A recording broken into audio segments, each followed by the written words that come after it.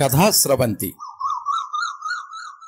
శుభశకునం కథ the sign English మూలం రచయిత్రి స్నేహ సుసాన్ షిబు, తెలుగు అనువాదం డాక్టర్ యు విష్ణుప్రియ. వినిపిస్తున్నవారు పప్పు భోగారావు.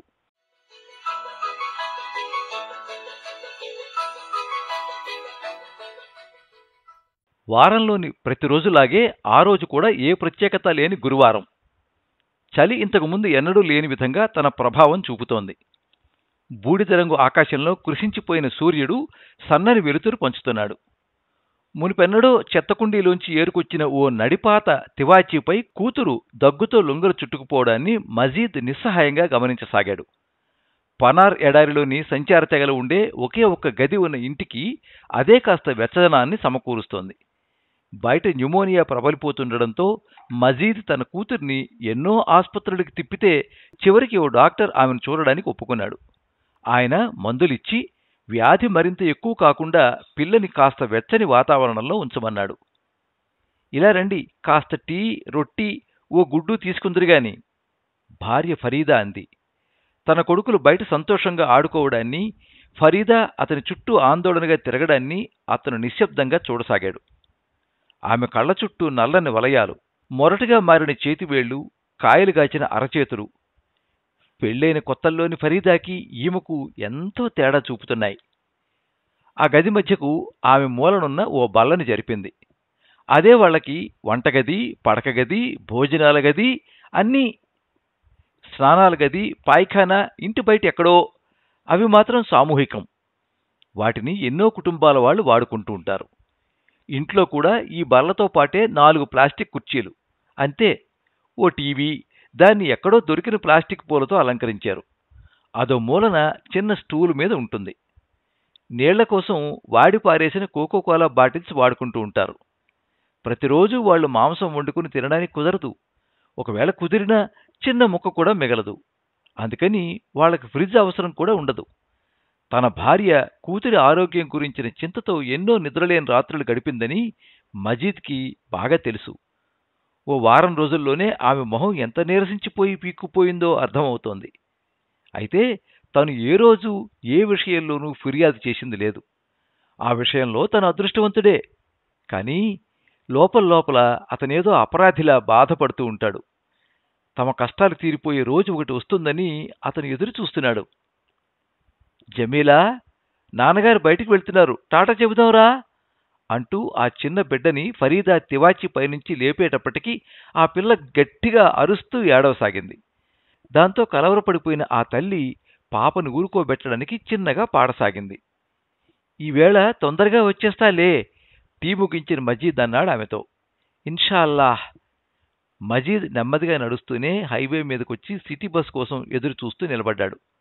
అతని చుట్టూ ఎడారే.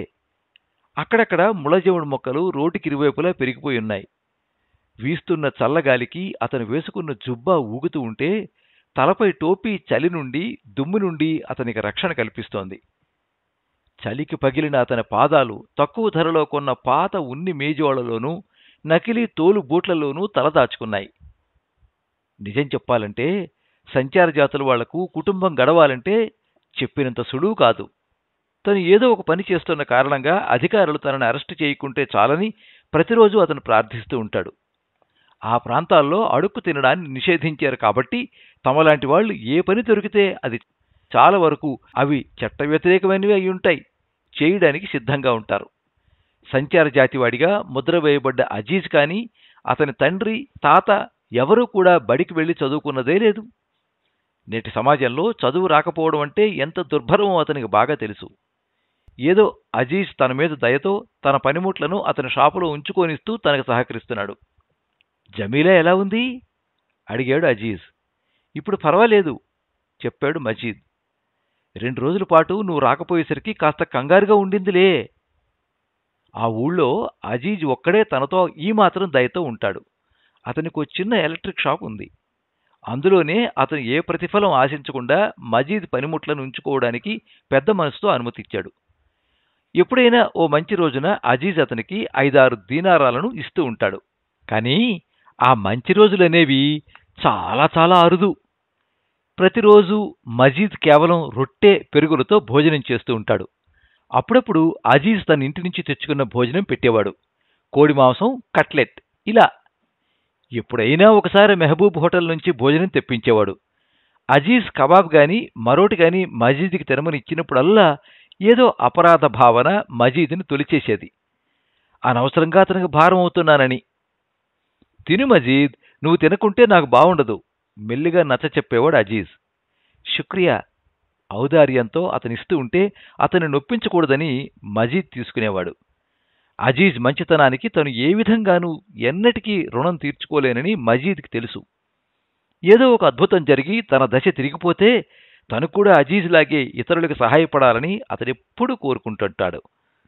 ప్రతిరోజు మక్కా వైపుకు తిరిగి 5 సార్లు ప్రార్థన చేసేటప్పుడు అటువంటి అద్భుతం ఒకటి తన జీవితంలో జరగాలని భగవంతుని ప్రార్థిస్తూ ఉంటాడు. ఇప్పుడు అతని వయసు 45. తనపై ఆధారపడ్డవాళ్లు మరో 4. ఓ విధంగా అతను తన తల్లిదండ్రులు ఈ ఆపరేషన్ లెనిన్ బోల్ట్ ఆరంభమై ఈ కష్టాలన్నీ అనుభవించకుండా దాటుకెళ్లిపోవడాన్ని అదృష్టంగా భావిస్తూ ఉంటాడు. అప్పట్లో అతని వయసు 23. మనిషిగా తననెప్పటికీ గుర్తించలేని ఈ మాతృభూమి పట్ల దేశభక్తి అతని కణాల్లో అగ్నిని రగిల్చేది. సైన్యంలో చాలా చిన్న ఉద్యోగంలో చేరి యుద్ధం చేసే బీభత్సాన్ని ఓ సాక్షిలా తన కళ్ళారా చూశాడు. యుద్ధంలో వీరమరణమన్నదే లేదు, రక్తపాతం తప్ప. వీధుల్లో యుద్ధ ట్యాంకులు నడుస్తుంటే మనసులో ఆనందం ఎలా ఉంటుంది? ఏదో ఖాళీ అయిన భావన తప్ప. యుద్ధంలో విజయం అంటే ఈ మనసు ఖాళీ అయిందానికా, లేక ఈ భయంకరమైన పరిస్థితులకా? దేన్ని విజయం అంటారు? అంతా కల్పితం, అంతా మాయ కాకపోతే? మసాలా టీ తాగుతూ ఎన్నోసార్లు మజీద్ యుద్ధం అంటే తన యావగింపును కవితాత్మకంగా తన మిత్రునితో పంచుకునేవాడు. ఈ యుద్ధంలోనే అజీజ్ తన సర్వస్వాన్ని తన కుటుంబంతో సహా కోల్పోయాడు. నెలల తరబడి అతను తనలాంటి వాళ్లతో కలిసి ఎంతో బెంగగా తన దగ్గరికి రాని చావు కోసం ఎదురుచూస్తూ టెంటలో నివసించాడు. ఒక్కొక్కరుగా తన తోటివారి మరణాలు అతన్ని నెమ్మదిగా ఇహలోకంలోకి తెచ్చాయి. పోయిందేదో పోయింది, ఇకనైనా నేను ఇతరులకు ఉపయోగపడేలా జీవించాలి, తన్ను తానే సమాధానపరుచుకున్నాడు. అది మొదలు ఎవరికి ఏ సహాయం కావాలన్నా శవాలు పూడ్చడంతో సహా చేయందించేవాడు.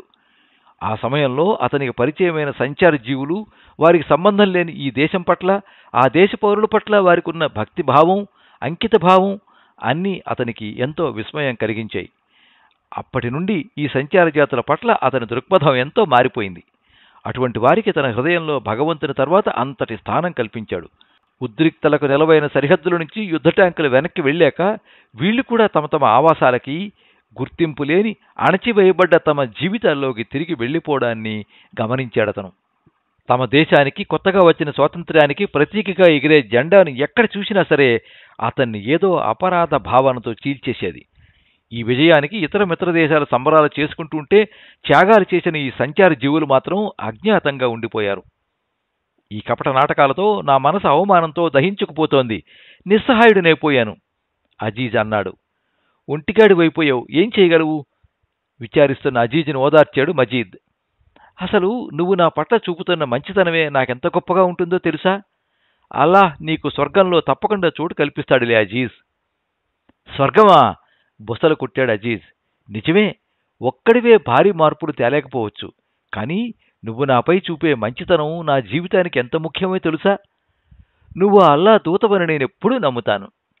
అబ్బా మజీద్, పొగడ్డానికైనా ఓ హద్దుండాలయ్యా. ఇదేం పొగట్ట కాదు, నిజమే కదా. అజీజ్ తన ఖాళీ కప్పుని పక్కన పెట్టి తలపైన టోపీ తీసేసి కౌంటర్ వెనక్కి వెళ్లి కూర్చున్నాడు. అస్సలామలేకుం. నీలిరంగు కోట్లు ధరించి వయసులో ఉన్న 2 ఈజిప్షియన్లు అక్కడికొచ్చి వైరింగ్ కేబుల్స్ కోసం అడిగారు.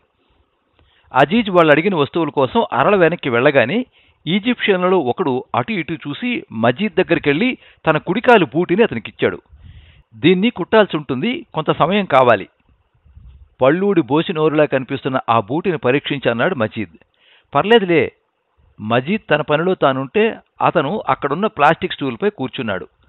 మరొకడు అజీజ్ తెచ్చిన వైరు సామానుని పరిశీలిస్తున్నాడు. 5-6 నిమిషాల్లో మజీద్ తన పని ముగించేశాడు. ఆ యువకుడు బూటిని పరీక్షించి కాలికి తొడుక్కుని సంతృప్తిగా మజీద్ వైపు చూశాడు. ఎంతివ్వాలి? ఎంత బాబు? 50 షిల్స్. అంతే. అంతే? చెత్తగాళ్ళు, ఈ దేశదిమ్మర్లు కూడా ఎంత ఖరీదు చెప్తున్నారో? ప్యాంటు జేబులను వెతుకుతూ అన్నాడతను. మజీద్ అతని వంక ఏ భావమూ లేకుండా సూటిగా చూశాడు. ఈ చుట్టుపట్ల చెప్పులు కుట్టే వాళ్లలో తనే చాలా చౌక అని అతనికి బాగా తెలుసు. కుక్క తీసుకో! నాణ్యాన్ని అతని వైపుకు విసురుతూ గారపట్టిన పళ్లని బయట పెడుతూ హేళనగా నవ్వాడు యువకుడు. అతని మాటలను పట్టించుకోనట్టు ఉండిపోయాడు మజీద్. లోపల మనసు మండిపోతూ ఉంటే పళ్ళు గిట్టకరిచాడు. ఇప్పుడు తనేం మాట్లాడే పరిస్థితిలో లేడని అతనికి తెలుసు. జరిగిన దానికి చాలా బాధగా ఉంది మజీద్ అన్నాడు అజీజ్. తలపైన బట్ట సవరించుకుంటూ నిస్సత్తుగా ఒక నవ్వు నవ్వాడు మజీద్. జీవితంలో మనకి బలం, అధికారం లేనప్పుడు ఓర్పు, క్షమ అలవర్చుకోవాలని నేర్చుకున్నాను. ఇప్పుడు వాడు నన్ను కుక్క అన్నాడు. కానీ ఈ దేశం దహనమైపోతుంటే వీళ్లలో ఒక్కడైనా ముందుకు రావడం మనం చూశామా? రెప్పల వెనుక కన్నీటిని దాచేశాడు మజీద్. అంగీకారంగా తల ఊపి అజీజ్ ఓ వార్తాపత్రికను తీసుకుని హెడ్లైన్స్ చదువుతుండగా ఓ విషయం అతన్ని ఆకర్షించింది. పౌరసత్వం ఇవ్వడానికి కేబినెట్ ఆమోదం. మజీద్, శుభవార్త! సంచారజాతులకు పౌరసత్వం ఇవ్వడానికి కేబినెట్ ప్రయత్నిస్తోందట. ఇకపై నువ్వు దేశదిమ్మరివి అనిపించుకోనక్కర్లేదు. ఈ సర్కస్ ఎన్నిసార్లు చూడలేదు అజీజ్. పార్లమెంట్లో బిల్లు పెట్టాము అన్న మాటలతో చాలా అలసిపోయాను. ఈ వారంలో నేను జమీలాని తీసుకుని ఎన్నో ఆసుపత్రులు తిరిగాను. కేవలం సంచార జాతి వాడిని అయినందుకు డాక్టర్లు ఆమెకు చికిత్స చేయలేదు తెలుసా? మేమలా పుట్టడం నేరమా? మేము మనుషులం కామా? నిజమే, కానీ అసలు మీ పరిస్థితే చాలా విచిత్రంగా ఉంది. మీలో కొంతమంది మాలాంటి పౌరుల కన్నా ఎక్కువ కాలంగా ఇక్కడ ఉంటున్నారు. కానీ ఎడారి ప్రాంతాలలో మిమ్మల్ని వలసదారులుగా చూస్తారు. మరికొందరు సాధారణ పౌరుల్లా తాము కూడా ప్రయోజనం పొందాలని తమ కాగితాలను కాల్చిపడేసి దేశంలోకి చొచ్చుకుని వచ్చేశారు. ఇప్పుడు చట్టాన్ని ఉల్లంఘించిన వారిని, చట్టాన్ని గౌరవించే వారిని ఎలా తెలుసుకోవాలని? ఈ సమస్యకు పరిష్కారం సాల్మన్ రాజు కూడా చూపలేడేమో. నువ్వు చెప్పింది అక్షరాల నిజం. కానీ ఈ నిరీక్షణ ఇంత అన్యాయం. చూడు మజీద్, యుద్ధం అంటే కేవలం చెడ్డవాళ్ళు మాత్రమే మరణించరు. మంచివాళ్ళు కూడా కొంతమంది బాధపడాల్సి వస్తుంది. ఇక్కడ నేను చెప్పిందే నిజం కాకపోవచ్చు, కానీ లోకం తీరు అలాగే ఉంది. మరి 1967లో జరిగిన 6 రోజుల యుద్ధం గురించి మా నాన్నగారు చెప్పింది నాకు బాగా గుర్తు. ఆర్మీలో చేరి అందులో పనిచేయడానికి సంచార జాతుల వారిని ఉపయోగించుకుంటారు. కానీ యుద్ధం అయిపోయాక మా దారి మాదే, ఎడారి వైపే. దీనివల్ల మా నాన్న ఏమాత్రం ప్రయోజనం పొందలేదు. కేవలం వాళ్లకు ఉపయోగపడ్డారంతే. కొంతమందికి కంటి తుడుపుగా ఏవో కొన్ని అవార్డులు ఇచ్చారే కానీ పౌరులు యుద్ధంలో పాల్గొంటే ఇచ్చేదాని ముందు ఇదెంత? ఎంత దారుణంగా వివక్ష చూపుతున్నారో! మమ్మల్ని జంతువుల కన్నా హీనంగా చూస్తున్నారు. ఇంక మాకు గౌరవం ఏముంటుంది? నిట్టూరుస్తూ, నిన్న పుచ్చకాయలు అమ్ముతున్నాడని భద్రుని అరెస్ట్ చేశారట తెలుసా అన్నాడు మజీద్. అద్దాలు సరిచేసుకుంటూ పత్రికలోంచి తలెత్తి చూశాడు అజీజ్.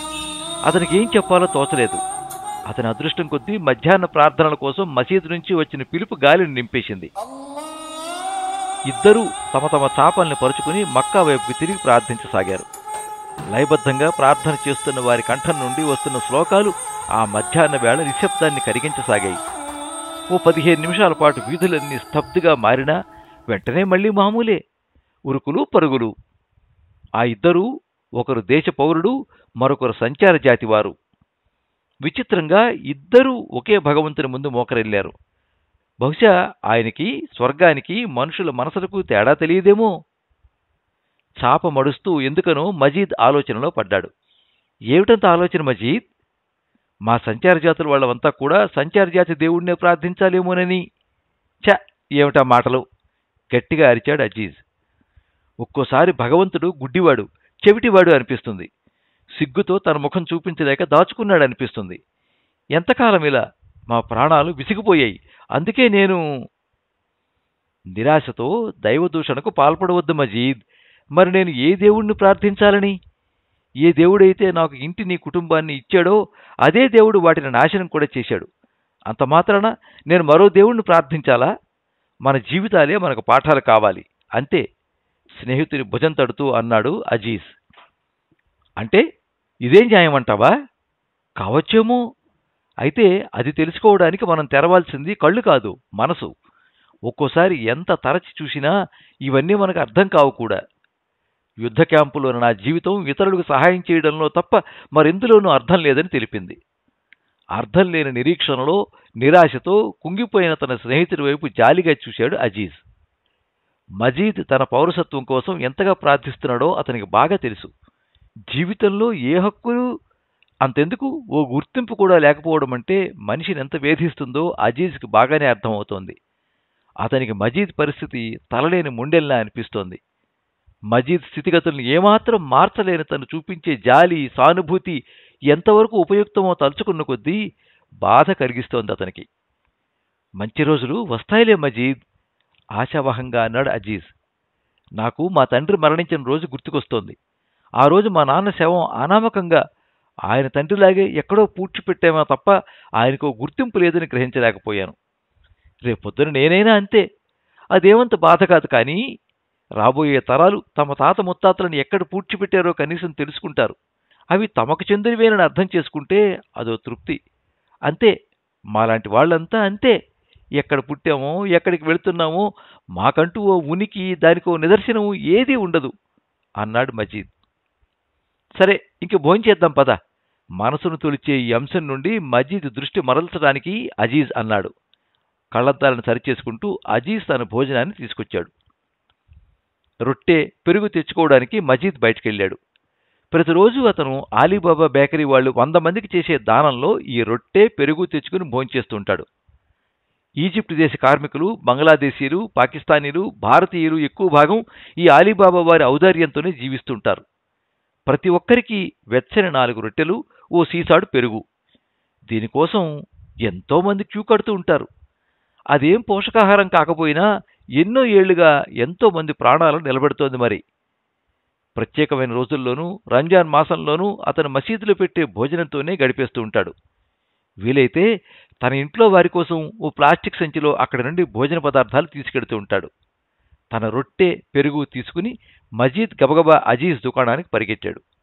అక్కడ అజీజ్ తన కోసం ఎదురు చూస్తూ ఉంటాడు. మరి ప్రతిరోజు తెల్లవారే అజీజ్ తన మధ్యాహ్న భోజనాన్ని వండుకుని తెచ్చుకుంటూ ఉంటాడు. ఎప్పుడైనా మాంసం వండుకున్నప్పుడు కాస్త ఎక్కువగానే వండి మజీద్ కోసం తెస్తూ ఉంటాడు.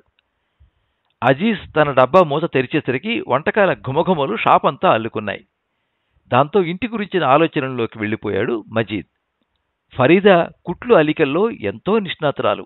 అలా సంపాదించిన డబ్బుతో ఆమె మాంసము ఎప్పుడైనా పిల్లలు జబ్బు పడినప్పుడు మందులకు ఉపయోగిస్తుంటుంది.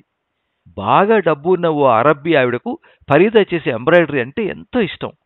ఆమె ఫరీదాని తన కోసం మరిన్ని ఎంబ్రాయిడరీ పనులు చేసి ఇవ్వమని అడుగుతూ ఉంటుంది. తన చేతి వేళ్లు నొప్పి పుట్టినా, కళ్ళకి శ్రమ కలిగినా సరే వచ్చే ఈ కొద్దిపాటి ఆదాయాన్ని ఫరీదా వదులుకోదు. పిల్లలు ఎలాగూ బడులకు వెళ్లరు. వాళ్ళు ఇంట్లోనో ఆ చుట్టుపక్కల పిల్లలతోనో కలిసి ఆడుకుంటూ అల్లరి చేస్తూ ఉంటారు. ఇంటి పని, ఎంబ్రాయిడరీ పని, పిల్లల్ని చూసుకోవడంతో ఆమెకు పొద్దు చాలదు. అయినా ఎంతో నేర్పుతో అన్నీ సంభాళించుకుంటూ ఉంటుంది. ఒక్కోసారి ఆ ధనికరాలు పిల్లల కోసం పాలపొడి, పిండి, జమీలా, సిరాజ్, ఉమ్మర్లకు తన పిల్లల పాత బట్టలను కూడా ఇస్తూ ఉంటుంది. ఆ పరిస్థితుల్లో వాళ్ళకదే కాస్త ఊరట కలిగించే విషయం. మాంసం చాలా చక్కగా ఉండేవా అజీజ్, కాస్త నా రొట్టె కూడా తీసుకో, దీంతోపాటే అది కూడా బాగుంటుంది అన్నాడు మజీద్. అయితే ఈ అన్నాన్ని ఎవరు తింటారు? ఈసారి నీ రొట్టె కోసమే వస్తానులే చిన్నగా నవ్వాడు అజీజ్. వెన్నెల్లాంటి ఆ నవ్వును చూస్తూ మజీద్ నిజమే, దేవుడున్నాడు అనుకున్నాడు.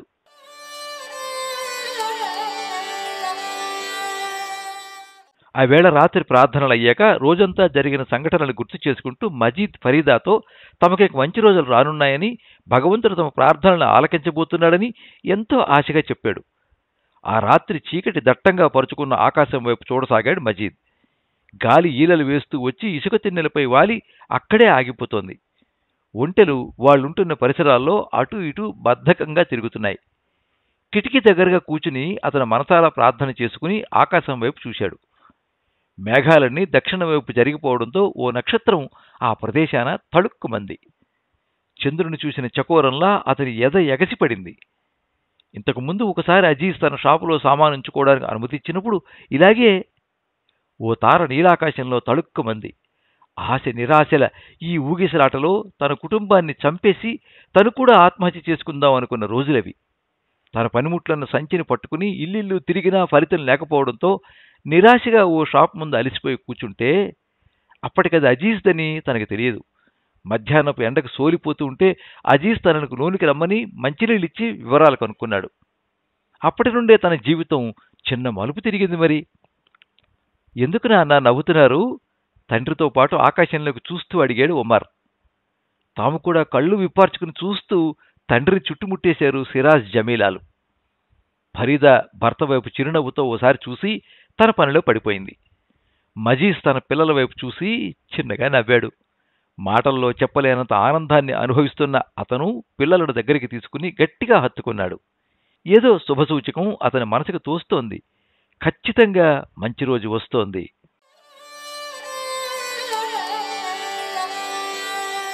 శుక్రవారం గాలిలో ఏదో మత్తు జల్లినట్టు తెల్లవారింది. ఎందుకనో ఆ వేళ ప్రార్థనలకు మసీదుకు వెళ్లాలనిపించింది మజీద్ మనసుకి. మధ్యాహ్న ప్రార్థనలయ్యాక ఇంటికి తిరిగి వస్తూ ఉండగా రోడ్లో ఎవరో బోర్లా పడి ఉండడం కనిపించింది అతనికి. ఆ అబ్బాయిని తిప్పి చూసిన మజీద్ అతని ముఖం మీద రక్తపు చారికలు కనిపించేసరికి నివ్వెరపోయాడు. స్పృహ తప్పిన అతన్ని చేతుల్లోకి తీసుకుని దారిపోతున్న ఓ లారీని ఆపి దగ్గరలోని ఓ ఆసుపత్రికి తీసుకెళ్లాడు. క్యాజువాలిటీ వార్డులో ఆ అబ్బాయిని అప్పగించి ఆతృతగా బయట నిలబడి ఎదురుచూడసాగాడు. ఎందుకనో తన ఇబ్బందుల్లో పడబోతానేమో అనిపించింది అతనికి. ఇక ఇంటికి వెళదాం అనుకున్నంతలో మొబైల్ ఫోన్లో మాట్లాడుతున్న ఓ డాక్టర్ అతను ఆగమని సైగ చేశాడు. గుండె దడపుట్టి ఏదో కడుపులో తిప్పుతున్న భావన అతనిలో. నొసలంతా చెమటలు పట్టి కంఠం పొడిబారిపోయింది అతనికి. ఇంతలో తళతళలాడే ఓ నల్లని జాగ్వార్ కారు ఆసుపత్రి ముందు ఆగింది. అందులోంచి కలవరపాటుతో మొహం ఉబ్బిపోయిన ఓ అరబ్ దిగాడు. ఆందోళనకు చిరునామాలా ఉన్నాడతను. పైబట్టను సర్దుకుంటూ జారిపోతున్న నల్లని దుస్తులను సరిచేసుకుంటూ లోనికి అడుగుపెట్టాడు. శరీరం వణికిపోతుండగా అతను మజీద్ని దాటి క్యాజువాలిటీ వార్డు లోపలికి వెళ్ళాడు. మనసు లోపల తను ఏ తప్పు చేయలేదని తెలిసినా అతన్ని ఏదో తెలియని భయం ఆవరించింది. శక్తినంతా కూడగట్టుకుని పారిపోదామనుకున్నంతలో ఇంతకుముందు మొబైల్ ఫోన్లో మాట్లాడిన డాక్టరు ఈ అరబ్బు కలిసి బయటకొచ్చారు. కొంతసేపు వాళ్ళేం మాట్లాడుకున్నారో కానీ ఆ డాక్టర్ మజీద్ వైపు చూపించడము, ఆ అరబ్బు అతని దగ్గరికి రమ్మని సైగ చేయడము జరిగిపోయాయి. కాళ్ళు భూమిలో పాతుకుపోయినట్టయి మజీద్ కదల్లేకపోయాడు. ఇంతలో ఆ అరబ్బు అతని దగ్గరికి వచ్చి కష్టంతో కరకుదేరిన మజీద్ చేతిని తీసుకుని ముద్దు పెట్టుకున్నాడు. ఏం జరుగుతోందో అర్థం చేసుకోలేనంతగా మజీద్ మనసు మొద్దుబారిపోయింది. అల్లాహు అక్బర్, నువ్వు లేకపోతే మా అబ్బాయి రోడ్డు మీదే చచ్చిపోయి ఉండేవాడు. ఆ దేవుడే నిన్ను పంపాడేమో. నీ పేరేంటి? వణుకుతున్న పెదాలతో అడిగాడు ఆ అరబ్బు. మజీద్. ఏం చేస్తుంటావు? చెప్పులు కుడతాను. ఎక్కడుంటావు? పనార్లో. నేను సంచార జాతివాడిని. క్షణం పాటు స్థాణువైన అరబ్బు మాటల కోసం వెతుక్కున్నాడు. నీతో పాటు ఎవరెవరున్నారు? నా భార్య, 3 పిల్లలు.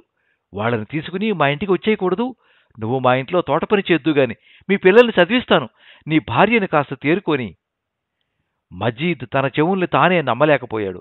ఉన్నట్టుండి అతనికి మెలమెల్లాడే ఆ నక్షత్రం గుర్తుకొచ్చింది. ఎంత కాకతాళీయం! దేవుడు తన కష్టాలని కడతేర్చి నిశ్చయించాడేమో. కన్నీళ్లతో ముఖం తడిసిపోతూ ఉండగా మజీద్ మక్కా వైపుకి తిరిగి మోకరిల్లాడు.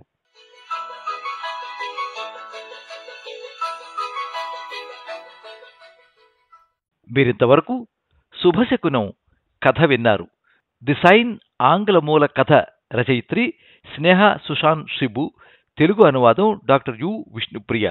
వినిపించిన వారు పప్పు భోగారావు. ఈ కథ ఆదివారం సాక్షి ఫండేలో ప్రచురించబడింది. ఈ కథ మీద మీ అమూల్యమైన అభిప్రాయాన్ని కింద కామెంట్ బాక్స్లో రాయండి. ఈ వీడియోని లైక్ చేయండి, మీ మిత్రులందరికీ షేర్ చేయండి. ఇలాంటి మరిన్ని మంచి కథలు వినిపించడానికి ఈ ఛానల్ని సబ్స్క్రైబ్ చేసుకోండి.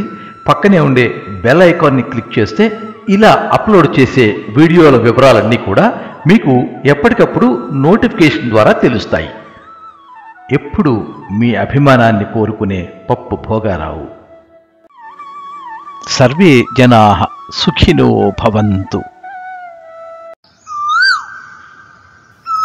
కథా స్రవంతి.